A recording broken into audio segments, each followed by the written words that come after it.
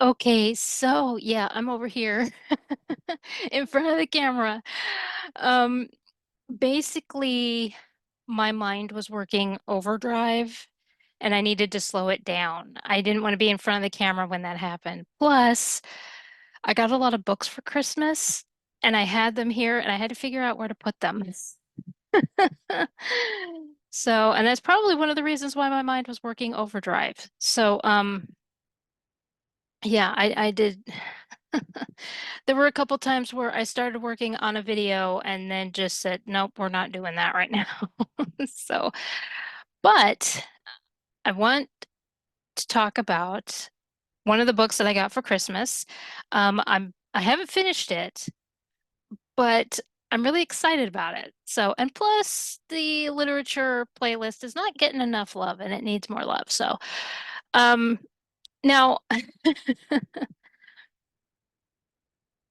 this particular book, I was really excited to get because the author of the book is John Jacob Astor, who he is, of course, known as the richest man on Titanic who did not survive.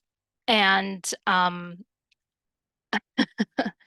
I can't be the only one who that was pretty much all I knew about him. But lately, I've been doing more research on Titanic and the people on the Titanic. And so when I read that he was an author, I was like, what? Wait a minute. And it turns out that it's science fiction. Well, well, of course I want to read that. And so I'm on chapter 8. Earlier today I said I was on chapter 6, but of course I've read more, so This- um the title of the book is A Journey in Other Worlds. It was it was published, I should say, in 1894. The story takes place in the year 2000.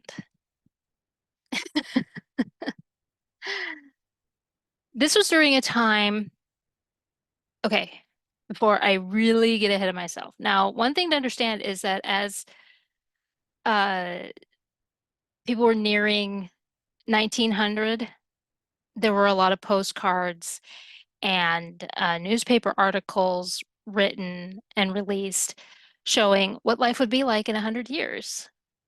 And some of them were pretty accurate. I mean, like there's a postcard that shows audiobooks.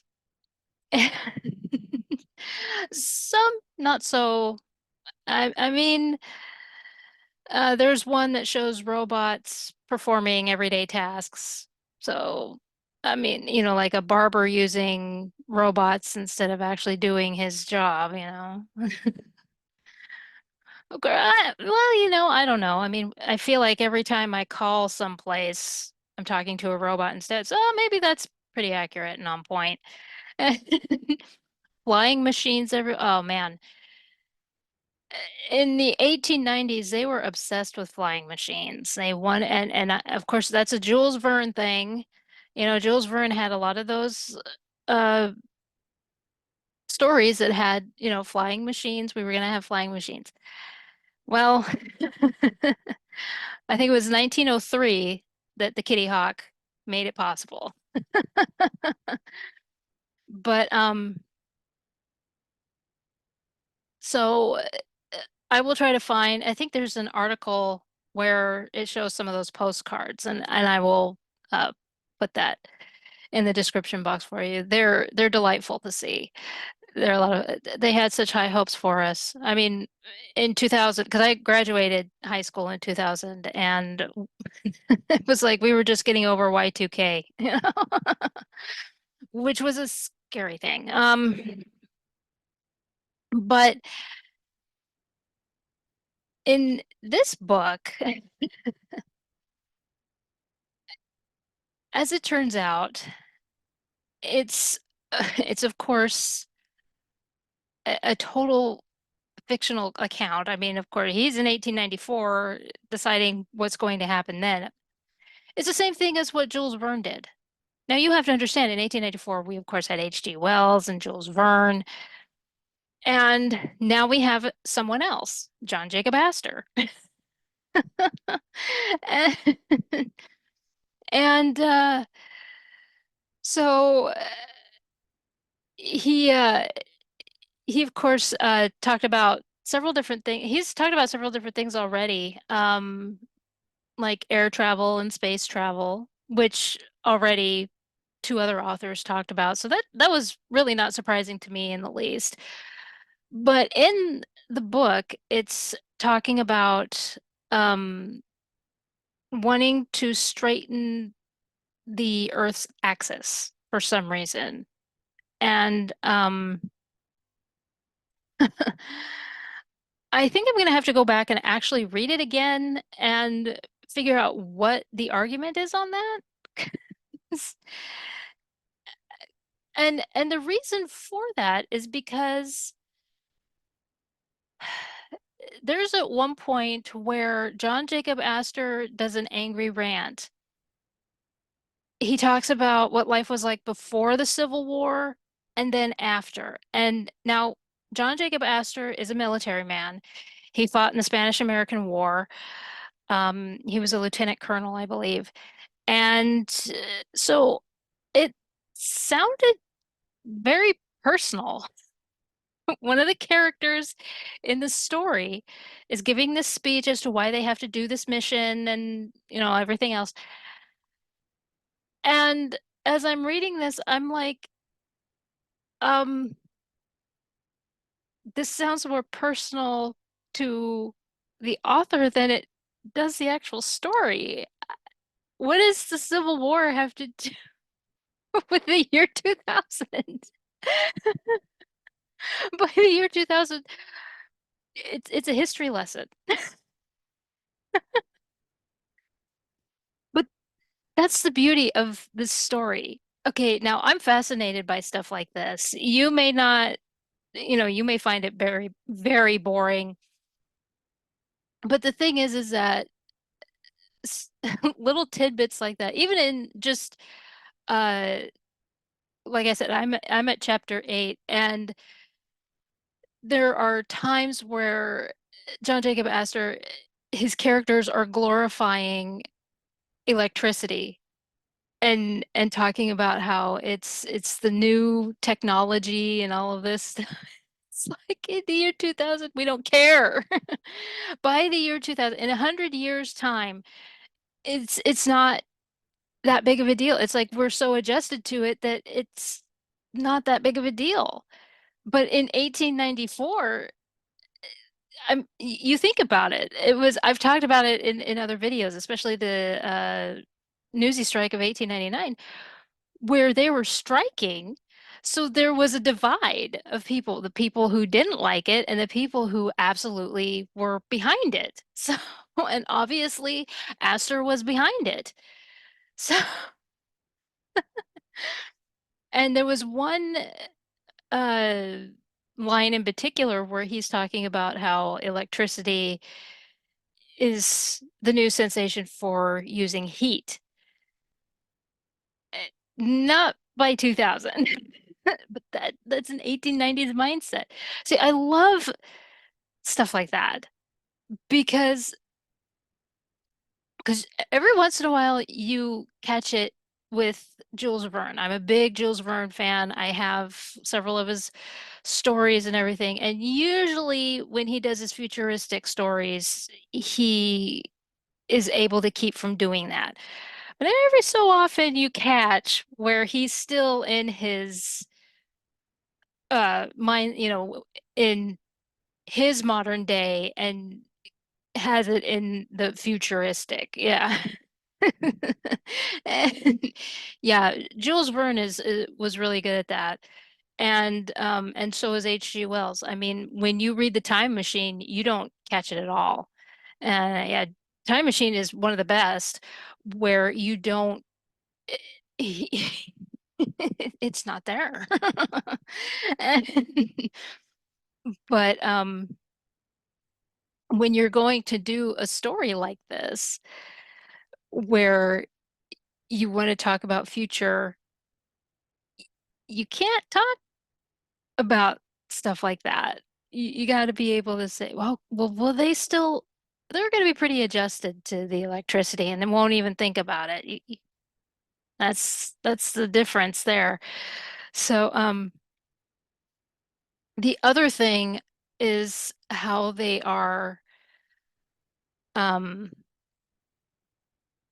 measuring distance. Now, at the beginning, they are there's a group that's on Jupiter, and they're talking about the distance of Jupiter from the sun between words. I can't say them.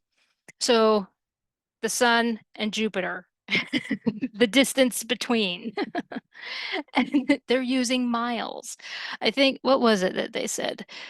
Let me see here real quick here. Let's see.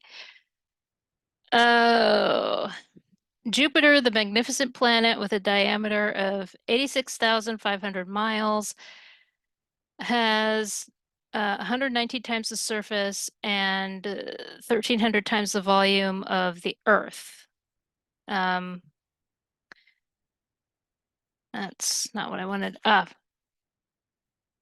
By reason of for influential by this fact, and also because they were 483 million miles from the sun instead of the 92 million miles as on Earth. I don't think that's correct. But I love reading stuff like that because at the time, that's what they thought. They keep bringing up um the one moon, uh I think it's Castillo, um that Jupiter has, and I think at that time they only knew of three that Jupiter had. And of course they didn't know about Jupiter's rings, and because I think those were found in the 70s. And but this, this book, like I said, only on chapter 8, and it's I love the outdated information, the fact that they are measuring things um in miles. I don't think that's correct. I, I giggled so much when I was reading that. I was like, "Oh my gosh." And and then of course the rant that I'm pretty sure that was a very personal thing. It went on for a while. It was like the character kept going and going. And there was at one point where I was like, he's taking a long time explaining why they have to do this mission. And I'm like, but at the same time, I'm fascinated by all this information that he's giving because this is kind of a an open door into how they thought back then. So, I mean, it may seem like it's way too much, like it's droning, but the positive to it is to look at this is how they really did see the science side of it. And so and of course Jupiter, the way they see Jupiter, I think they are going to go to another planet. I'm not sure where yet. Again, I'm not very far into it. I'll probably do a follow-up and tell you about the entire thing if you want me to. You gotta tell me. But Jupiter is pretty much like a Jurassic land. Um, I haven't met any dinosaurs yet, but there's a lot of like they talked about bugs that are larger, like twice as large as what you would see on Earth. They said that instead of insect, like the what was it? Um, Plants being pollinated by bugs, they actually grow by the songs of birds. So when birds sing, I found that very creative. I because usually you just when it was Jules Vernon and H.G. Wells, or whenever it was I mean, Arthur Conan Doyle did The Lost World, and which I prefer that one over Michael Crichton, which I do like Michael Crichton, but I prefer Arthur Conan Doyle's version. And so when you see these Jurassic worlds, uh, that was creative. I really liked that. It was a nice touch. It really was. Um, but anyway, before I drone on and on and on here, if you want me to do a follow-up when I finish the book, I will do that. I was really excited to talk about this. It's written by um, John Jacob Astor and everything. But anyway, yeah, Journey in Other Worlds.